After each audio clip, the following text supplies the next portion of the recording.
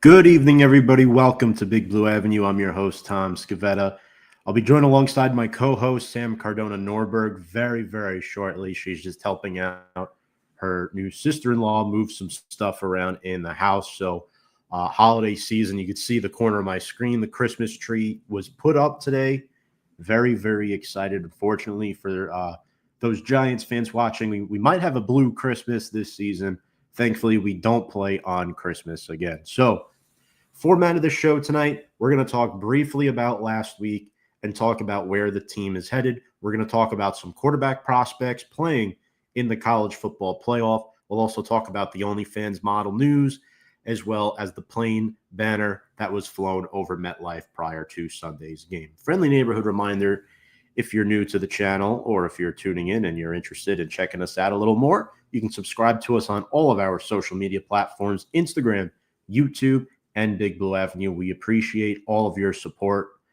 And folks, remember to leave a like button. It helps with the algorithm, whether you're on Facebook or YouTube. We really do appreciate it. So, Giants lose their 8th straight game after starting the season 2-3. Not ideal. They're now 2-11 on the season, a 14-11 gut-wrenching loss to the New Orleans Saints. The potential game-tying 35-yard field goal attempt by Graham Gano was blocked. But the main key here on Sunday, it was two things, folks. Injuries and penalties. Both really hurt the Giants. The Giants overall were penalized 12 times for 112 yards.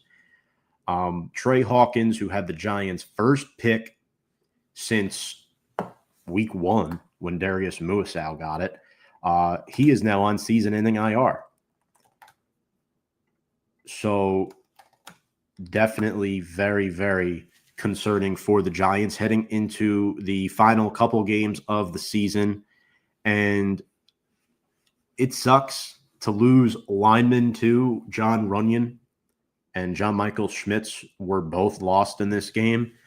Heading into week 14, Runyon, Schmitz, and Van Roten all played every snap together in the entirety of the 2024 season.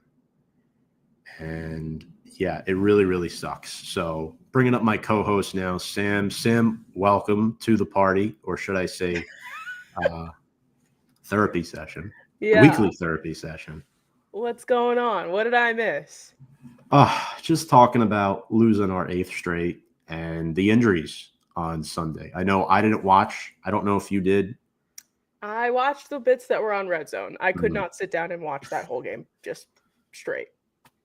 So I watched bits and pieces of it. But yeah, it was quite the game, to be honest. They really tried to run down the field at the end of that game to try and, rally the troops a bit. But I was like, please don't. Just...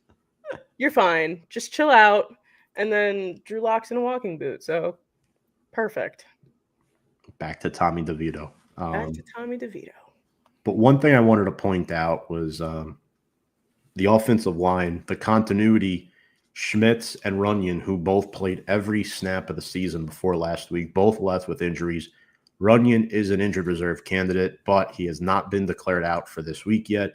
John Michael Schmitz is expected to play. I think at some point in his career, he's going to have to wear a neck brace, which I don't necessarily love for him. But I believe the last Giant to do it was Chase Blackburn and possibly Matthias Kiwanuka. So I think those two guys. Oh, Ty Summers currently wears one. So, but yeah, Sam, Drew Lock was bad. He had 28 incompletions, and it was awful. Like, that is so bad. How many times did he throw the ball? 49 times. Oh my god. Yes. Well, when I was sitting there and I heard they pulled up Red Zone at some point, and I heard it was like Drew Lock throwing a pass and it just not completing, and they went, all right, well, Drew Lock is 0 for 8, and I was like, no way, has he already thrown 8 passes and not a single one of them has been caught? It's like atrocious. Honestly, it's not good. The broadcasters were saying they spoke to Drew Lock earlier in the week, and he seemed pretty confident. going out there, and they were impressed by his confidence and his ability to perform well in practice, but it didn't translate to the game. And you could tell Daryl Johnston, Moose, very disappointed in Drew Lock's performance. Yeah, it was just a masterclass of dog shit. But I will say, though, that the defense did their job to hold the Saints to 14 points. Not too shabby, I will say. So let me ask you this. Our boy Micah McFadden has really stepped up in the absence of Bobby Okereke.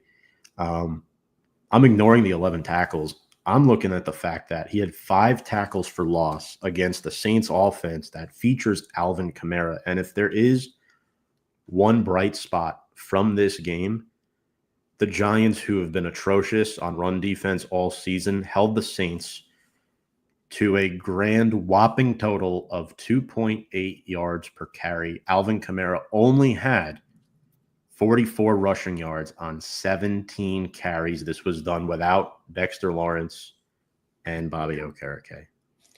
I am very impressed with that, and I'm trying to look up like Alvin Kamara's like stats throughout. I mean, that is in the last 6 or so weeks, that's the least amount of yards he's had. So pretty impressive, the fact that we were able to slow him down, because he's kind of been on the ups this year a bit. Has been kind of popping off in games and scoring touchdowns and things like that. So, yeah, I mean, Micah is somebody, obviously was a bit of a fall guy for the last few weeks too, for the team in general. They're throwing him out in front of the media and having him try and de-escalate some comments and whatnot. But yeah, it's especially losing specifically Dexter Lawrence. I mean, like, he is the defense. So to not have him on and to have someone like Micah McFadden, who obviously, if you're not a Giants fan, there's more likely than not that you don't really know who Micah McFadden is, to be showing up and doing what he needs to do, not caring, you know, what it means for him as opposed to what it means for the team to keep that morale up. You know, I appreciate that. And it's a tough time right now to be not only a Giants fan, but a Giants player, a Giants staff member. So to have someone like Micah McFadden on the field, you know, at least showing some sort of glimmer of hope in one way, I appreciate that. And I think he's doing a great job. The press has spoken to him every week since they benched Daniel Jones. It's insane. Yeah. To talk about Micah McFadden. Like, how many people are talking about Micah McFadden right now? No, not many people. But I will say this. He was the best value pick of the 2022 draft class. 3 years in, better than Dane Belton, better than Daniel Bellinger, better than Flott. Of course, he's better than Azudu and Neal. And then Kayvon Thibodeau's been banged up. I mean, he's been the best pick of that class. But after him, to be honest with you, Sam, it's been Micah McFadden. That's the reality. Absolutely, I agree. And I look forward to him being on this team, hopefully for a very, very long time. Tracy did his thing, scored another touchdown. Malik had his 5 catches for 79 yards. Your boy, Daniel Bellinger, had 5 catches for 45 yards. Where's that? Wow. Way to throw him into the mix here for the first time in God knows how long. And then welcome back, Kayvon Thibodeau. He had a sack. Burns had a sack. But the 2 stories of this game, and I know one is a controversial topic. Well, both are controversial. One is borderline inappropriate, but it's inappropriate. I'm so excited to talk about it. Now, correct me if I'm mispronouncing her name. Ava Luis was spotted at the game, OnlyFans model. She flashed her chest after an alleged request from an anonymous player on the team. Are you buying this or are you selling this? I'm buying it. I'm buying it so hard. I think that is like 100% something someone on this team would do right now. Like, they have absolutely nothing to lose. And of course, you know, these guys are running around doing whatever the hell they want. They got, you know, pockets full of cash. And why not reach out to an OnlyFans model and have her flash the field?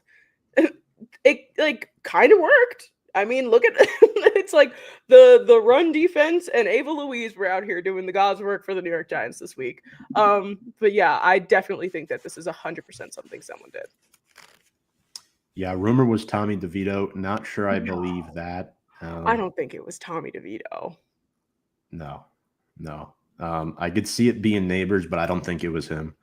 I think it was one of the maybe even a practice squad guy or someone like lower on the totem pole for sure. But any of these higher, ranked guys, quote unquote, I think that they would hopefully know a little bit better. No, absolutely. And we have a comment here from Malik Savage. Appreciate you. From an Eagles fan, I hope the Giants become good. I loved the Giants versus Eagles when both teams are good. I agree. True. Such a good matchup when both teams are doing excellent. It's like now would be the great time for the Giants to be good to go up against the Eagles team that's performing right now. Because I feel like this 9-game win streak is because they're dominating a Giants team where those 2 games that normally get split were not, So I agree. I think that would be much more exciting football for sure.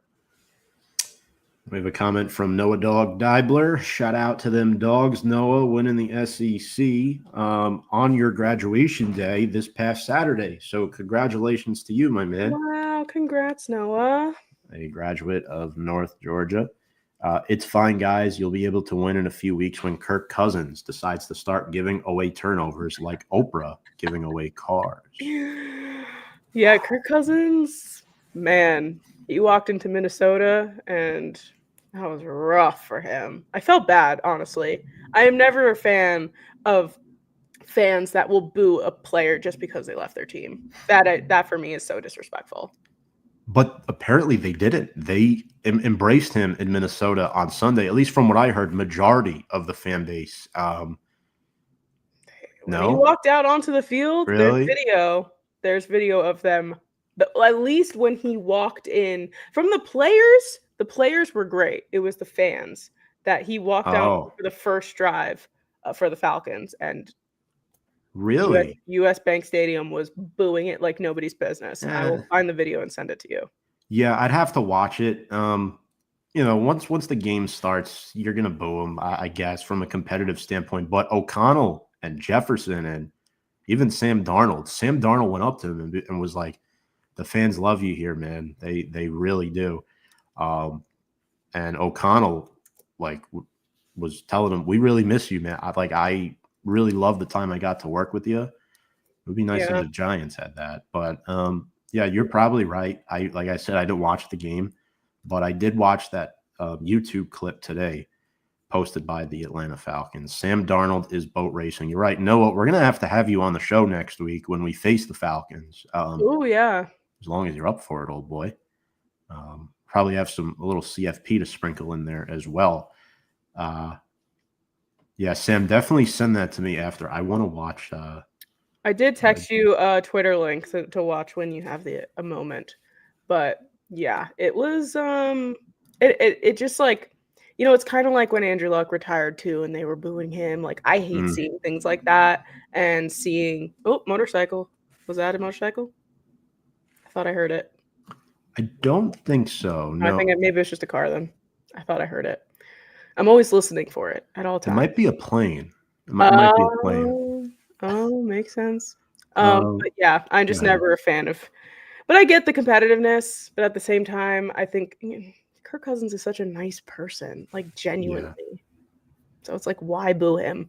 And the show quarterback really grew a lot of people's respect. Oh my God! Like, I think that's why I feel so passionate about this, is because when I watched him on quarterback, I was like, this guy is just a normal person and he just happens to be a gajillionaire and plays football. As I told Noah, he is a meat and potatoes type of quarterback. There are not many of those left in the NFL. Sure. Guys who don't run. He is a old school pocket passer who will only move on a play action bootleg. Yeah. Kirk Cousins didn't deserve to be booed, but I might be tempted to boo him if he keeps playing like Jamarcus Russell. What a name pull. Yeah. Malik Savage says Panthers might beat the Cowboys this week. I'm going to be happy. They're favored. I'm picking the Panthers to win this game. Panthers are favored, I think, by 2.5 in this game. And I think it's the first time in 2 years My coworker was telling me because she's a Cowboys fan, and she was telling me that this is the first time the Panthers are favored in like 2 years. Wow. This is turning into an NFL show. Alarming. Well, at this point, when you're 2-11, I'm okay with it. But back to the Giants, I agree with you, Sam. I'm buying this. Somebody definitely did it. I don't know who it was. I'm not going to call out any names, but it definitely wasn't Daniel Jones. What might have been Daniel Jones, just kidding. A banner flew over MetLife stating, "Mr. Mara, enough. Please fix this dumpster fire." Sam, what are your thoughts on this? And do you think Mr. Mara will fix this dumpster fire? I mean, at some point you gotta, right? But you know, it's funny. My brother texted me Sunday afternoon and asked me if it were I who was flying the plane over MetLife Stadium, and I said no. And I also thought it was very interesting that Malik Neighbors made it a point to say that he did not pay for that plane. No reason to mention that, sir, but okay.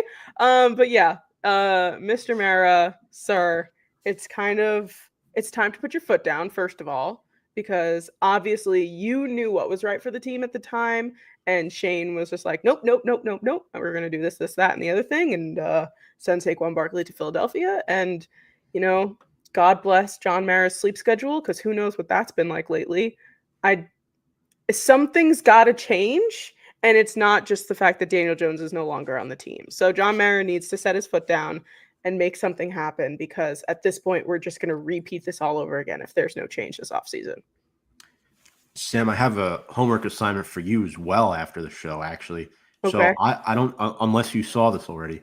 So the Minnesota Vikings YouTube channel, the post-game locker room speech by Kevin O'Connell, you will see Daniel Jones in the background of that video like 3 or 4 different times. And as the video ends, he is literally the last person you see in the video as it's ending.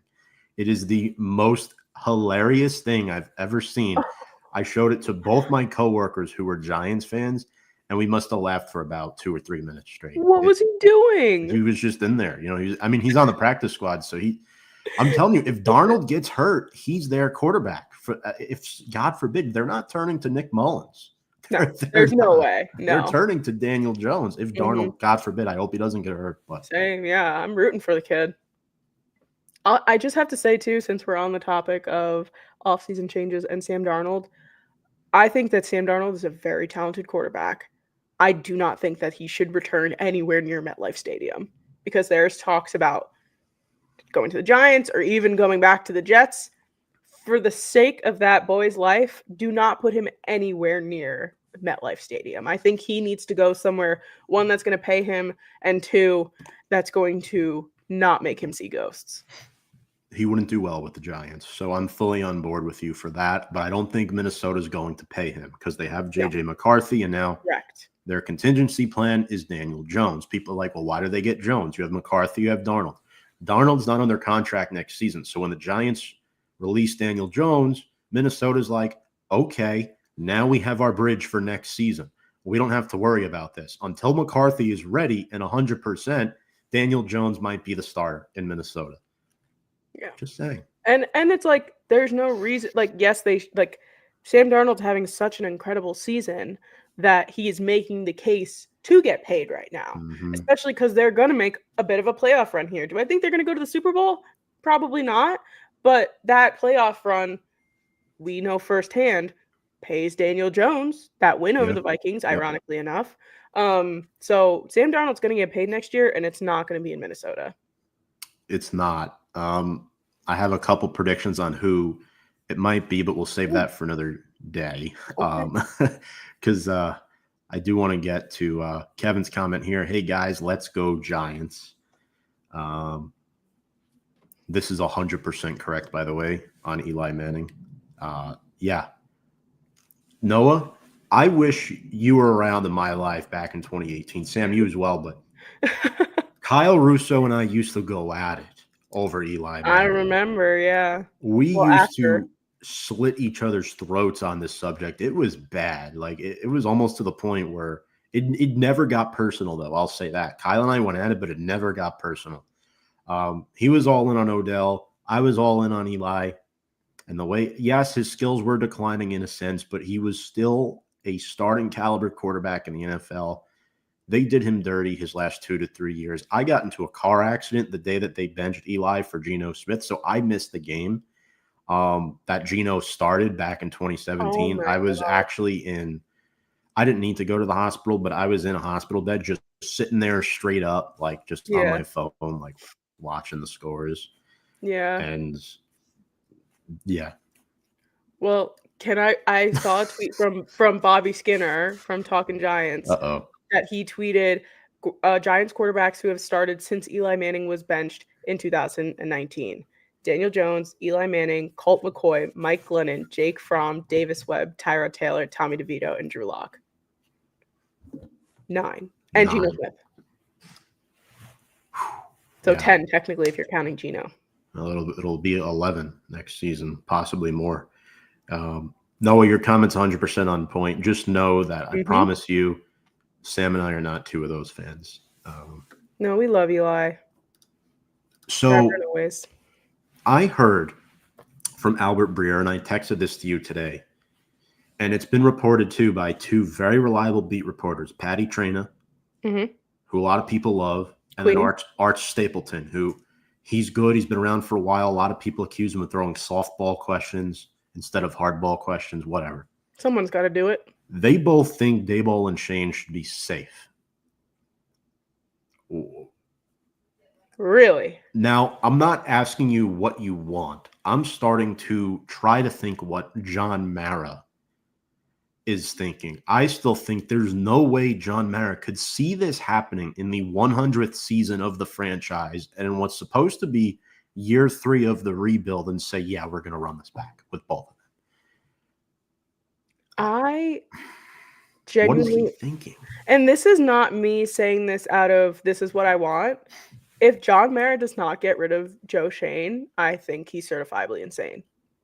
Like, it doesn't make any sense for you as the fan base now who you have let in behind the scenes with that Hard Knocks for us to see how he reacted to this whole situation that happened in the offseason. If you're not getting that was the problem, right? Joe Shane was the problem in this situation to let Saquon Barkley go to the Philadelphia Eagles. If you're not eliminating that problem, again, I'm just saying what I said 7 minutes ago, there's not going to be any change. It's like, yes, and you're going to keep Daboll around because, like, they can't just keep going through these coaches and coaches and coaches and coaches. Like, it goes up higher than that. So I genuinely think that Joe Shane should go, and I'm sad to say that because we were so excited to have him in the front office, but obviously he's not ready to be a GM, and it's just been atrocious since he started, unfortunately. Well, not completely, I should say. The year that Daboll won head coach of the year and all that good stuff, but it doesn't make any sense to keep these guys and then expect change next year. I think both have to be out but I will say now that everybody's getting hurt, it's going to be used as an excuse. Oh, we didn't have the resources or the personnel. But Joe Shane has had a lack of depth roster for the last 3 seasons. The first season was excusable. Last year was sort of excusable because you had just gone to the playoffs and won a playoff game. This year is not excusable by any means. And I'm not mad with moving on from Saquon Barkley. I'm mad about the way it was handled. Him just saying we're out. Yes, the Giants offered him stuff in the past and it was exhausted. And again, we're only shown so much, but based off what we were shown, Joe Shane pretty much was told he's going to the Eagles, found out what it was, and he's just saying, I'm out. Like, just voluntarily letting him go to the Eagles because he knew he was going to the Eagles before the news broke that he was signing the contract. And if you're just going to let that happen, that's my problem with it. It's not letting Saquon go in free agency. It's who he went to. And we all knew he was going to do spectacular things in the city of brotherly love. Much love and respect and all hard Giants fans across the pond, tutto. Greetings from our entire Kilo? Italian national rugby team in Italy. I feel a little groovy tonight, Sam. I can hear that. I love it. Hey, paisano. Okay. Yeah, I totally think Daniel Jones flew that flag, by the way. Oh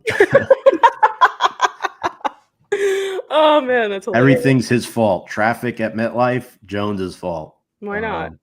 Just blame it all on him at this point. We do it for everything else.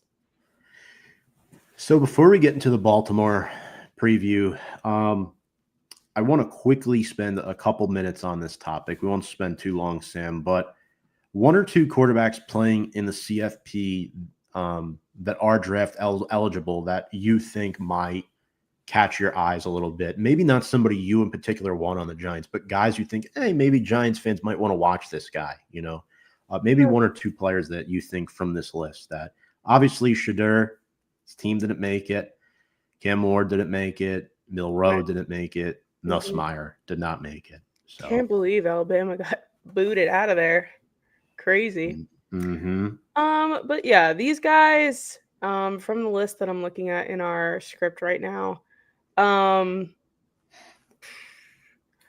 Indiana team is something special. I don't know if they're going to beat Notre Dame, but Curtis Rourke, I think it's impressive to see. I know they also brought in Coach Sig and, tried to turn that franchise around, and they're doing a great job. And of course, that's not, Rourke is not the only part of that, but I'll definitely keep my eye on him and I always root for an underdog. And I love that you put a kid with questions next to Drew Lar. Drew Lar I've been looking at Drew Lar for like years. I feel like he's been around forever, yet he hasn't been. But for the last like 2 or so years, I think that he gives a lot of Drake May vibes for sure. Maybe even Mac Jones vibes. He'll come in and people will be like, oh, we're excited for him, but I think he'll be fairly in the middle in terms of how he'll perform, but might as well just keep our eye on him nonetheless. Penn State kid, they don't really make bad football players out of there. So I'll say those two guys. Definitely not bad selections. Curtis Rourke going from the MAC conference to the Big Ten this year, 11-1 Indiana team. I'm a Notre Dame fan, and I'm not so sure about this game. I think, the home field advantage will help us, but Coach Sig has done a wonderful job with him. Wow. Indiana roster. So I was pretty convinced that Indiana wasn't going to win this game, but it's interesting that you're saying that. I mean, I think Notre Dame's going to win, but I'm not so certain about it as I was. Indiana's a tough match for anybody. Fair. Yeah, for me, I want fans to look at, and this is going to be controversial, Carson Beck out of Georgia. I know, Sam, you don't like him. I don't like him. I like his physical tools, and I think he has a really good deep ball. However, he plays a little ruthlessly, and I think Georgia has a decent road. They're going to get the winner of Indiana Notre Dame, and then if they win that, they'll likely play against Boise State in the semifinals. So I think there's a path for them to get to the national championship. I like the kid's physical tools. I think he's got a decent arm, but the number one guy that I'm looking at is Dylan Gabriel out of Oregon. I know he's a lefty. I know he's a bit undersized, but he's 6'2". That's not a terrible height for a quarterback. We've seen shorter quarterbacks have success. He is a Heisman finalist, and he's had an incredible journey. Gabriel went from UCF, where he struggled at times. The talent was there. And then he went to Oklahoma. Obviously, it sort of worked out there. But then with the NIL coming to Oregon this season, it has just been phenomenal for him. And this is a guy who's been in college for 6 seasons now. 28 touchdown passes, 6 interceptions. I think his weapon in Terrence Ferguson at tight end and Jordan James at running back will really benefit him. And I guess one sleeper is that I want to see Riley Leonard prove that he is not Daniel Jones 2.0. He went to Duke for 3 years. He transfers to Notre Dame, and he sort of reinvented himself, and he's emerged as the season has gone along. So I want to see what he can do in the CFP. I don't like Quinn Ewers because of what I've seen this year. He is awful. Yeah. He is awful under pressure. Klubnik, I don't know too much about other than the fact that he plays for Clemson. Gabriel was my other pick, but I had a feeling you were going to go with him, so I was like, I'll go Lar for my second guy. But yeah, Dylan Gabriel is somebody who I think everyone should be keeping their eyes on, to be quite honest. I don't think he's going to win the Heisman. I think Travis Hunter is going to win the Heisman by a landslide pretty much. But yeah, he's definitely someone to look out for. And yeah, Quinn Ewers, I mean, Arch comes in every time and just like knocks that kid out of the park. Like Arch has been looking so fantastic. And you know what? I do like Arch Manning. I think he has a little bit more pizzazz than the rest of the Mannings have in the past. But I guess we'll see once he ends up declaring for the draft in a couple of years. Did you watch Eli and Peyton talking to was it John Legend the other night? Yeah. On the Manning cast, yeah, I was listening to it. I love them. I do. I think they put on a decent show, but they're so awkward on there. It's guys, it's bad, but it's so funny. Weird. It's funny bad. Like they're strange dudes. Like they're smart, but there's just no rhythm at all. My dad loves Eli and Peyton as football players, as people. Sure. He hates the Manning cast. He will not watch it. I love the Manning cast for that exact reason, and that's so funny because like every single time too, you know, obviously when you're doing things virtually, you're not in the same room, there's going to be like that weird lag, and then they're going to talk over each other, and then they're like begging their guests to stick around because like in the beginning, I remember when the Manning cast first came out, like guests were dipping after the commercial break and they were like, no, you have to stay. They just, you know, they found their niche, that's for sure. They're sticking with what they know, and that's being two brothers who are weird. And how about Chris Collinsworth with the walk-off, too? Like, he didn't even say goodbye or nothing. He just walks out the room and like, oh, that's it. Yeah. Hey, I mean, he earned that walkout. Thanks so much, Chris. Thank you. Yeah, we were like, bye. Thank See you later, buddy. Yeah, I do love the Manning cast. I think it's also, I just don't like listening to Troy Buck, Joe Buck, and Troy Aikman. Me too. Yes. 100%. So awesome first half of the show. Sam, let's get to Baltimore, unfortunately. Okay, if we must. So I think players are going to need name tags with what has gone on the last few days. So Tommy DeVito is back starting. We found that out today. Drew Lock's in a walking boot. He can't play. Okay, here we go. Trey Hawkins placed on season-ending injured reserve. He'll be replaced by Greg Stroman on the active roster. Okay. The Giants added 5 new players to the practice squad, one of them being Tim Boyle, who they had on the 53 released and then brought him back. Some clock work there. Ross Blacklock at defensive tackle and 2 corners, Iko Boydo and Azizi Hearn. Okay. Also, Giants have signed cornerback Devad Wilson from the Cardinals practice squad to the active roster. So I mentioned Stroman replaces Hawkins. Devad Wilson probably replaces Drew Phillips, who has a partially torn rotator cuff. Not ideal. He had 2 starts last season for Arizona, this Devad Wilson guy. 2023 UDFA by the Jaguars. Next up, I ran out of banners here for this one, but we'll put, what are we going to put here? Did I delete the banner? I might have. Oh, no, there we go. I'm just going to throw that one up there. Austin Schlottman, designated to return from IR. Giants have signed offensive lineman Jalen McKenzie to the practice squad, UDFA by the Patriots. Also, Tyler Nubin's season is done. Unfortunately, our second-round draft pick, he led the Giants in tackles with 98. He was a starter. out for the season, remainder of the season. 13 games played as a rookie, led the defense with 98 tackles, had a forced fumble. He was good. I mean, he wasn't no Xavier McKinney, but he was a really, really fun player and an excellent, I will say, this is an excellent draft pick by Joe Shane and company for the Giants and Tyler Nubin, for sure. We shouldn't have had to draft him, but we had to, and he nailed it. Mm-hmm. For sure. There's a lot of names on here that I am not familiar with. I think Tim Boyle is probably as close as it gets for me. Yeah, absolutely. But let's talk about Lamar, King Henry, and those Baltimore Ravens. So, Sam, do you know this? The biggest underdogs this season, the Giants are? That line is horrible. Is it? I wonder what the biggest line ever has been, because that's got to be up there. 16.5. That's over 2 possessions. That is insane. That's insane.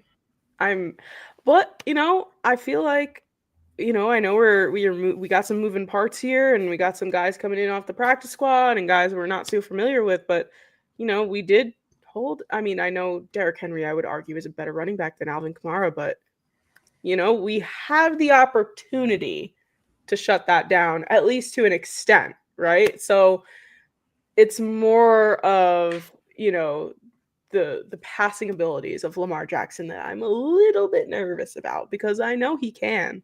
I know everyone talks about running back. I think Lamar Jackson is a phenomenal quarterback, and he can sling the ball if he needs to. His game has evolved since he's entered the league. He's really worked on passing more consistently. And I think, too, Baltimore's only allowed 19 sacks this season. They've kept Lamar relatively clean. That's tied for the third fewest sacks given up in the NFL. If the Giants are going to win this game, folks, they need to blitz Lamar like hell. If the Ravens weren't 8-5, he's probably right up there with Josh Allen for MVP consideration. I think it's Allen's race to lose. I don't even think Lamar is second in the conversation, only because the Baltimore Ravens are 8-5. You can argue the same thing for Joe Burrow, Sam. Those two QBs would both be an MVP consideration if their teams were better. I know Baltimore is a playoff team, but that 5-loss record, it hurts Lamar's status, where I think Saquon is probably number 2 right now, as much as that hurts to say. Yeah, and it's unfortunate that the MVP award is kind of turned into a quarterback award, because as much as it hurts us to see how well the Eagles are doing, like, Saquon is killing it, and he's doing a great job, and he should be considered highly for MVP, because when you're backward hurdling over a dude, it's not an easy thing to do. But, obviously it's been 12 years since AP won MVP, so maybe he'll break it. And I would wish him nothing but the best if he did. But Lamar, unfortunately, there's been some crucial errors in some crucial parts of games that have caused them to drop to 8-5. I was expecting them to be at the same level as I will argue just the Chiefs' record, not the Chiefs as a team, because they do not look good despite their record. I was expecting the Ravens to be significantly better than they are now. Yeah. And the thing is, too, Lamar, and again, you could only put this on a measuring stick so much, but he hasn't played well in MetLife. Prior to this season, his first and only loss against the NFC was to the Giants, led by Daniel Jones. That was the 24-20 game back in 2022. What's different this time? Giants are not healthy. They stink. Daniel Jones is not there, and Wink Martindale's not there. So I don't care if the Giants have won the last 3 meetings at home. I mean, it's going to be really an uphill battle. We're -8 in the turnover margin, Sam. They've lost 8 straight games. They're winless at home. They're 0-7 at home, and the Ravens are healthy. They're coming off their bye. They're coming off a loss. They're the 5 seed right now. They really need to get things going. They're 2 games behind the Steelers in the standings. I think Lamar is going to erupt on Sunday. Yeah, and especially because I'll talk about it again when we do players to watch and stuff, but we have to look out for Mark Andrews. You have to keep an eye out for Isaiah Likely kind of sneaking into that offense again. Zay Flowers, like all these guys that are going to be down the field, and especially like Mark Andrews, who's been kind of quiet on the offense recently, I have a feeling that kid's going to go off this weekend. Yeah. I mean, tight ends crush the Giants. Keys of the game. We'll start with you. What are you thinking for this week? I'm not going to say what do the Giants have to do to win. What do the Giants have to do to avoid a blowout, getting embarrassed? And what do the Giants have to do to avoid fans leaving their seats at halftime? I mean, I think that they have to do exactly what they did this past weekend with the Saints. They have to contain the run game. They have to contain Derrick Henry because that guy is also like, I don't know if you saw, but he cut all his hair off. So like everyone's arguing that his like aerodynamics are going to be even more now because he doesn't have any hair. So like gotta shut that down. But I definitely think that they kept that game a lot closer than we were anticipating. I think, like we were expecting that to be a much bigger gap between the Saints and the Giants, and they kept it close. So definitely doing that, keeping that game close, and hopefully it will keep people in the seats. And just obviously, Micah McFadden and that defense has to continue to just do what they need to do and not let them score as many points. But at the same time, the offense is not going to put that many points up on the board. Because the Ravens, the Ravens defense is probably one of the best defenses in the NFL. So whoever thought we'd be saying Micah McFadden and that defense? That's what I'm saying. If you told me this 15 weeks ago, I'd be like, really? We're going to be talking about Micah in week 15? And here we are. But he's one hell of a player. I'm going to say that. He's one hell of a player. He'll just get our player of the week every week for the rest of the year. Yeah, and he would have gotten it this week if we did one, but we did not because there are more important things to talk about. Yeah. So with John Runyon likely being out this week, I think what the Giants have to do is establish the run early, and it's going to be very, very difficult because the Ravens have the second best rush defense in the National Football League. They're giving up just 82.7 yards per game. Justin Matabik is really, really good top nose tackle, 7 TFLs. Remember, John Michael Schmitz did get banged up too this week, so he's questionable. Not sure if he's going to go. If he's out, Greg Van Roten will start at center. Expect Aaron Stinney likely to step in at guard for Runyon. So if I had to guess right now, Sam, it's probably a Zudu, Stinney. I'm going to say Schmitz plays as of now, Van Roten, and Neal. Or maybe Jake Kubis starts. I don't even know. They're such a mess. But I did say before that those 3 interior linemen started every game of the season up until last week. So that's been a mainstay for us. Greg Van Roten is now the only Giant to not miss a snap this season. So definitely going to miss him when he walks probably after this year. But yeah. Who knows? I think Tracy is in for a big game. Sprinkle Singletary in here and there. Another bad free agent signing, apparently. Or maybe it was just a good draft pick by the Giants and he outplayed. I mean, Singletary did start good. I will give him that credit. But Tracy stepped in and we were like, why are we going to put Devin in when we have Tyrone? So right. And obviously, Sam, we got to protect Tommy Cutlets. God bless. Unless we want to see Tim Boyle on the field, which I think will be a new low if that happens. Sorry, Tim. Ravens have the 3rd most sacks in the NFL. So, yeah, it's going to be tough. It's going to be very, very tough. Let's get into our players to watch. Sam, this week, who's being watched for Baltimore? Who's being watched for Big Blue? I'll double down. I'll say Mark Andrews. And then on the defensive side of the ball, somebody I don't think we've mentioned yet, but is 100% should be mentioned. Kyle Van Noy is an insane human being and someone that 100% needs to have our eyes on him.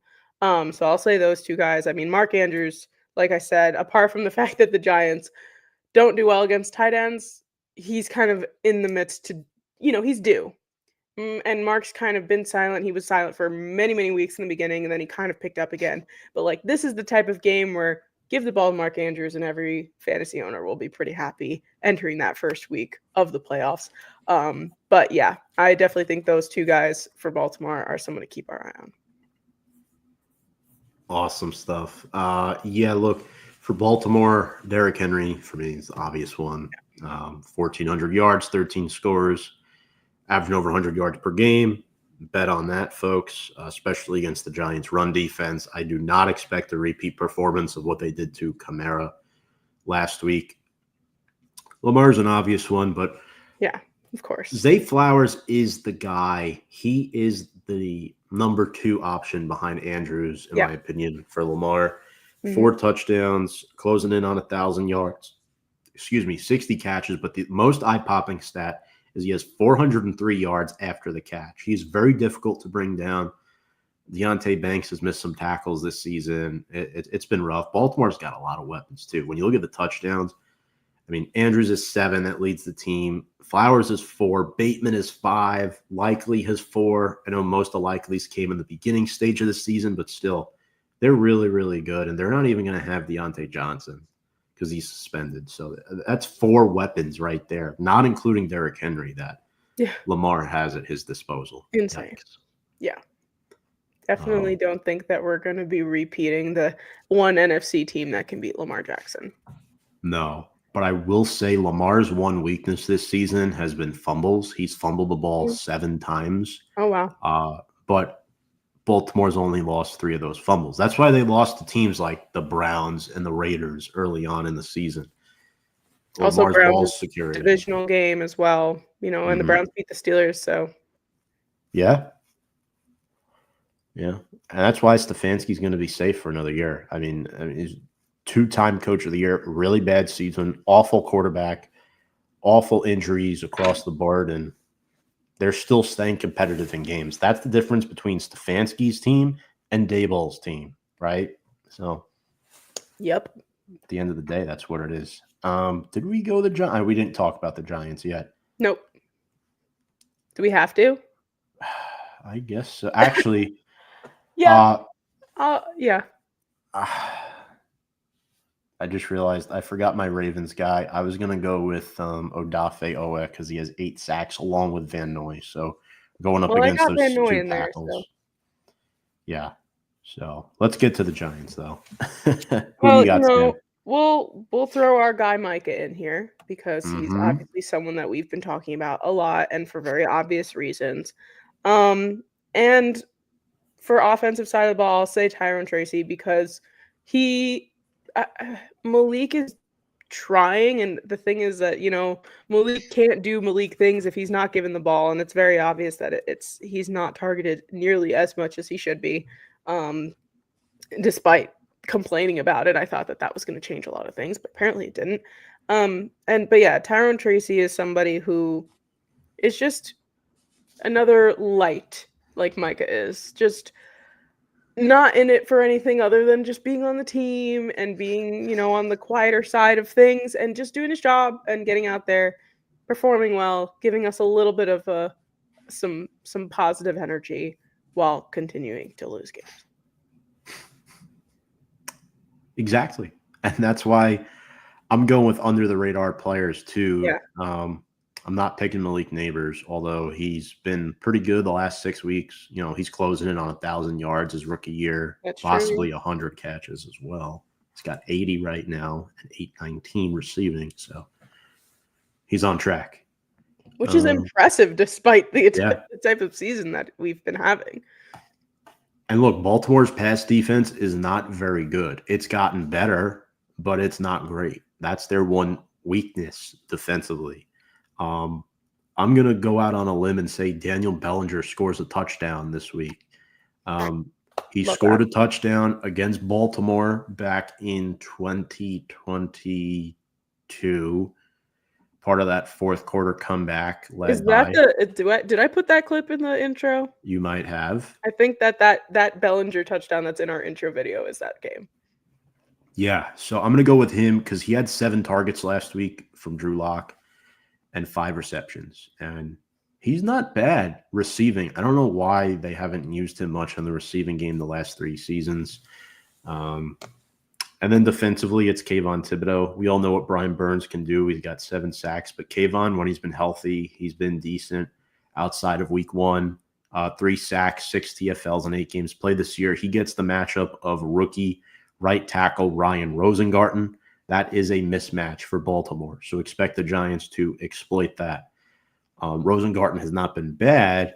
He's the 2nd-round pick, but he's still getting polished in the pass blocking game. His pass blocking numbers are a little bit below average right now compared to run blocking. So that's who I've got for my players to watch for the Giants.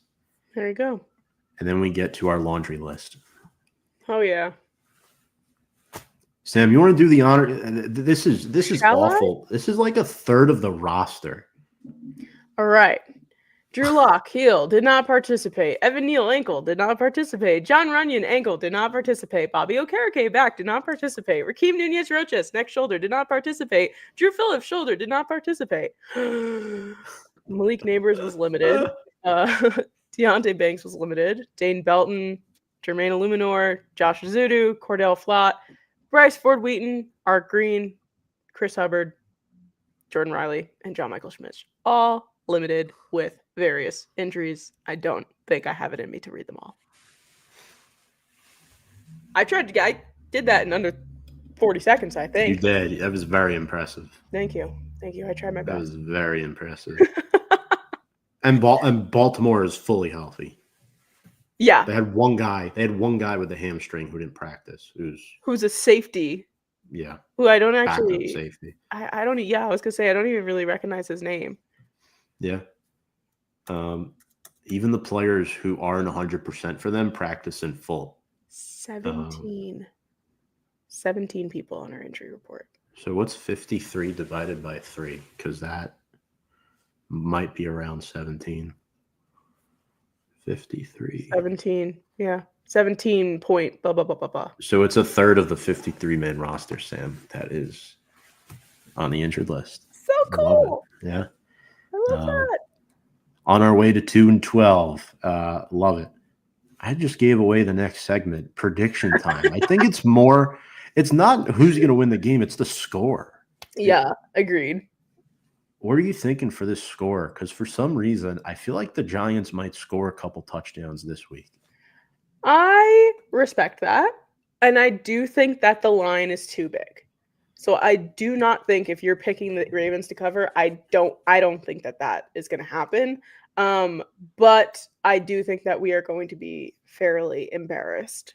I'm going 34-10 with a very comfortable lead for the Ravens. I think there's going to be at least one touchdown, and Graham Gano will actually make a field goal for once in his life and get us 10 points at least into the double digits, but can't see more than that. But I'd love to hear how you think we're getting a couple touchdowns on the board.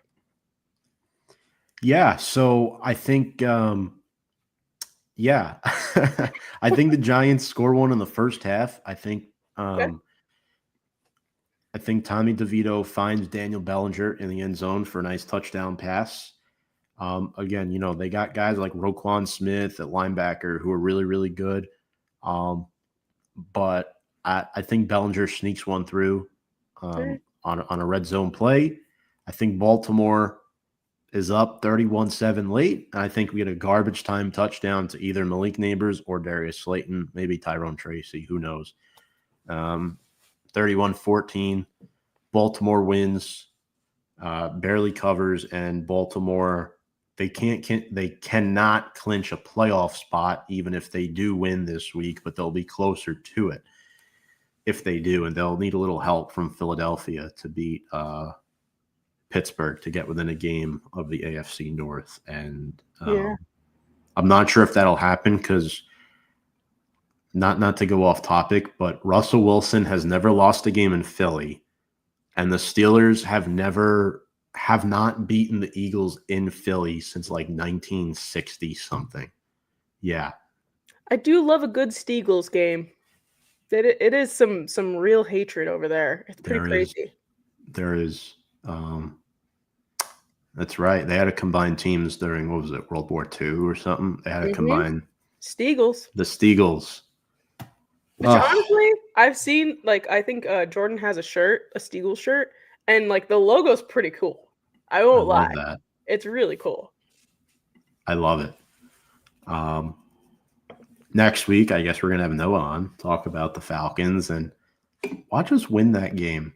I would not be surprised.